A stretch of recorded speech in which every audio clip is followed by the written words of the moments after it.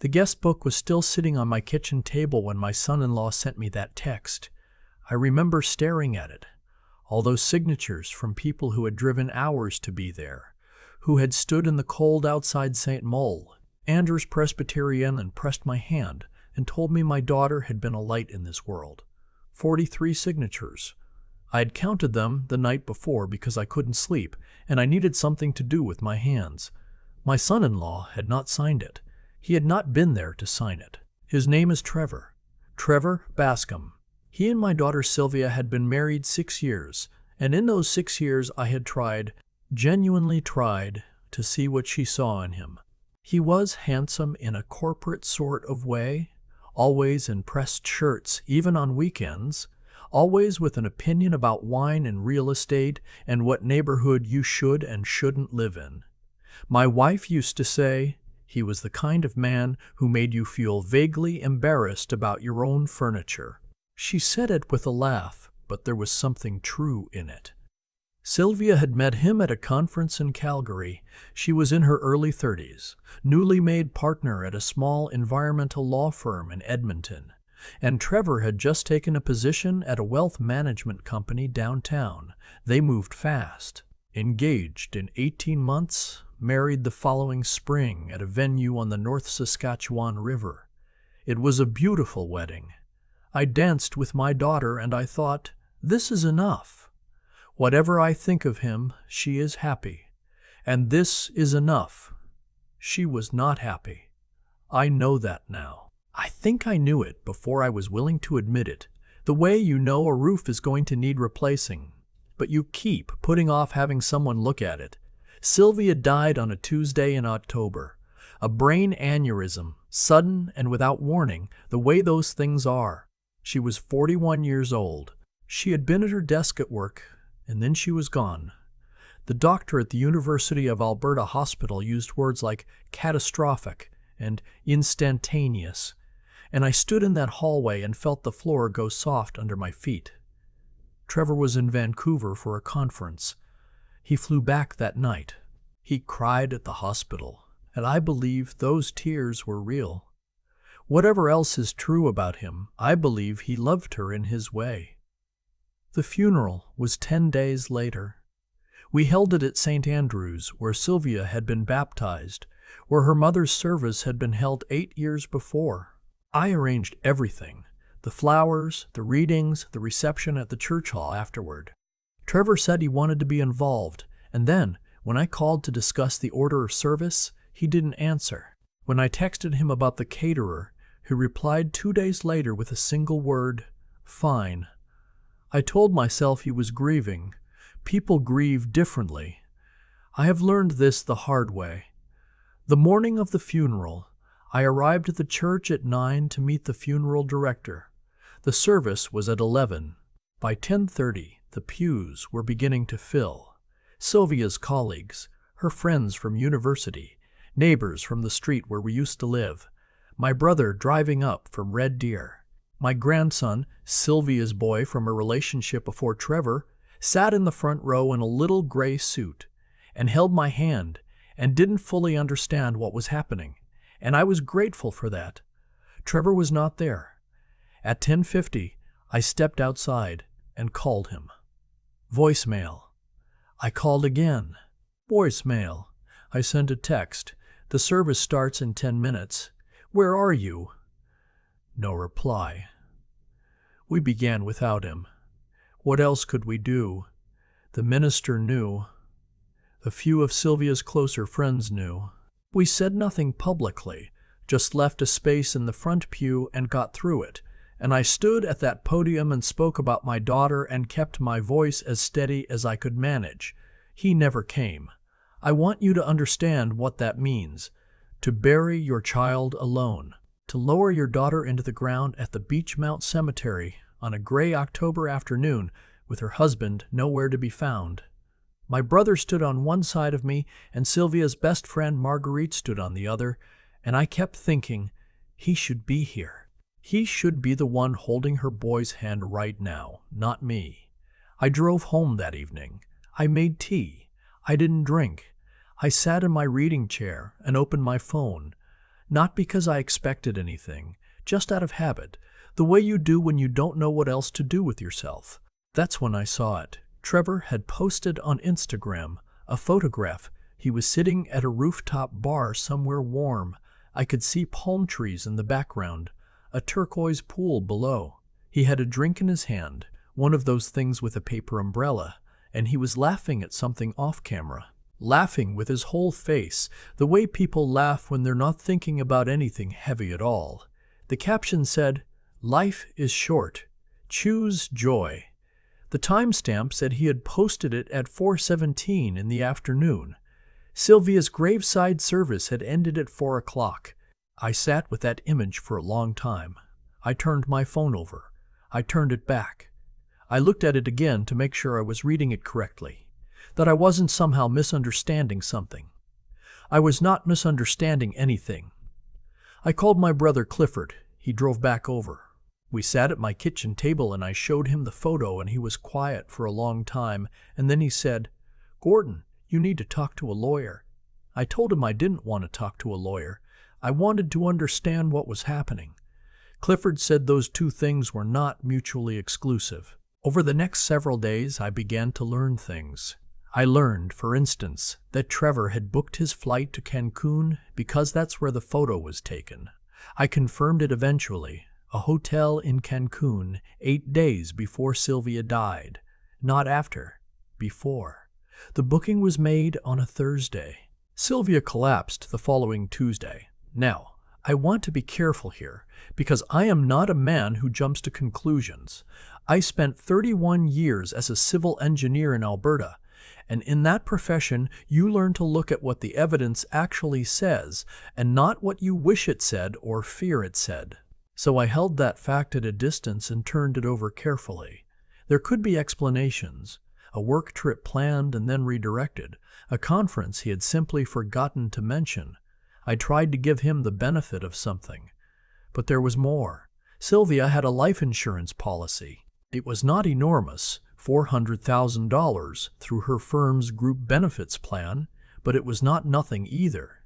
Trevor was the named beneficiary. That is standard, and I did not think twice about it when I first learned of it. What I thought twice about was the conversation I had with Sylvia's colleague Doreen, about 3 weeks after the funeral.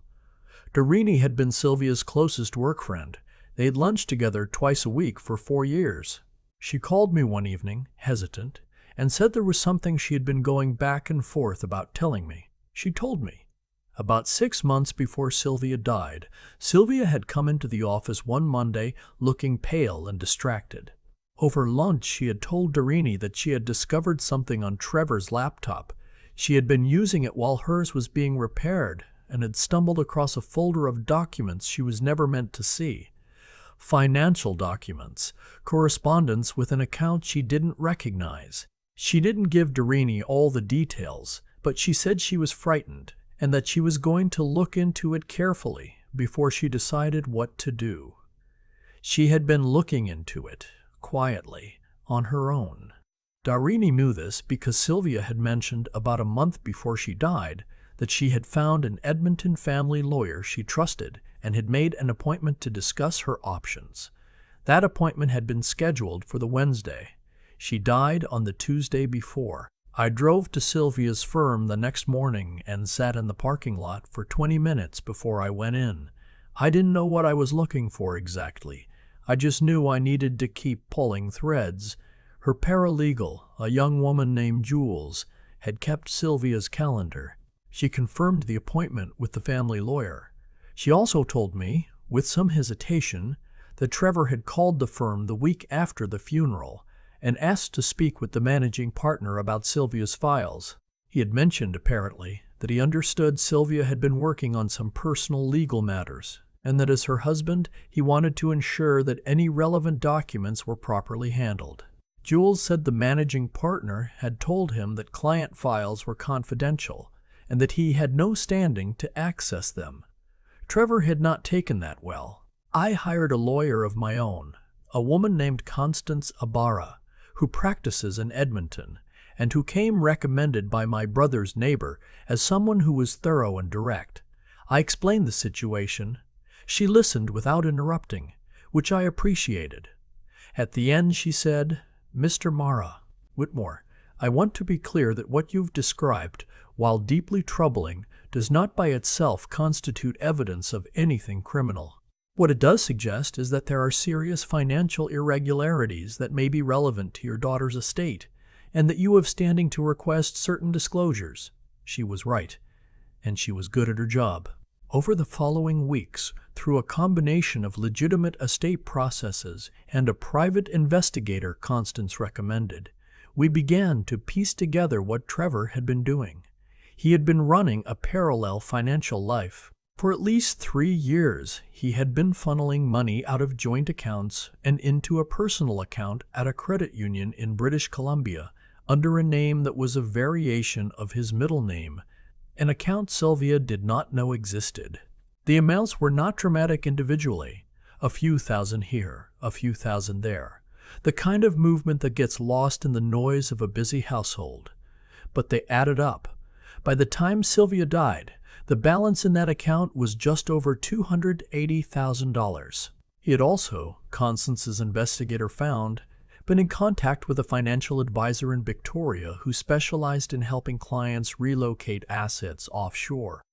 Several of those conversations had happened in the weeks just before Sylvia died, and he had been, for at least 8 months, in a relationship with a woman in Vancouver.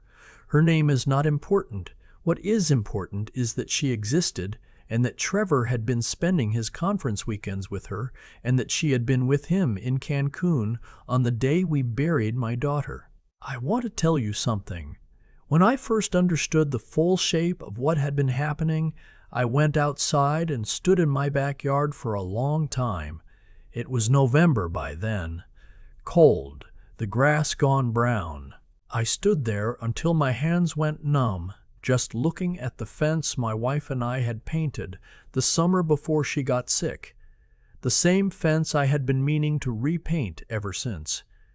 And I thought about Sylvia, about the fact that she had figured it out, that she had been smart enough and brave enough to find a lawyer, to start taking steps, and that she had died 48 hours before that appointment.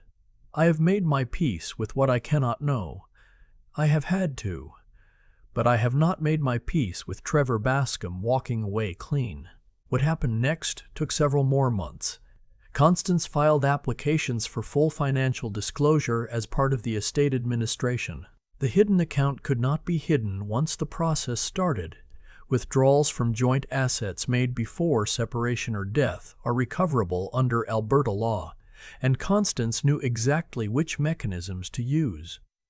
The offshore transfers had not yet been completed. They were clawed back. The insurance company was separately notified of the investigation.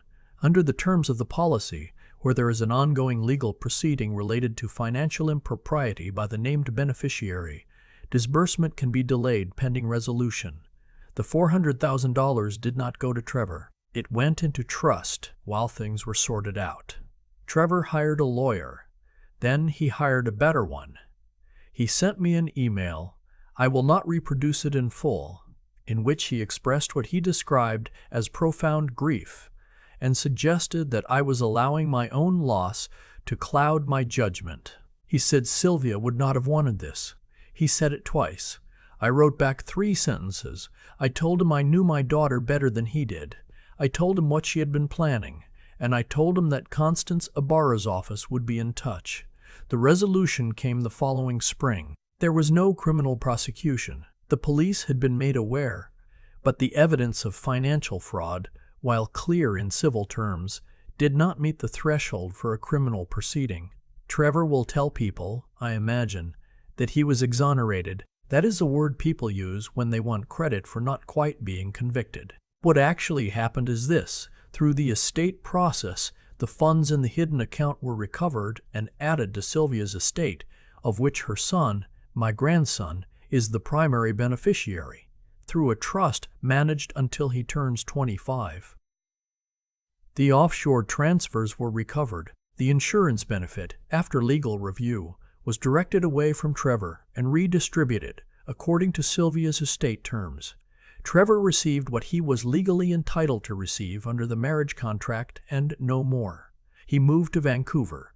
I have not heard from him since. My grandson is 8 now. He stays with me every other weekend and most of the summer.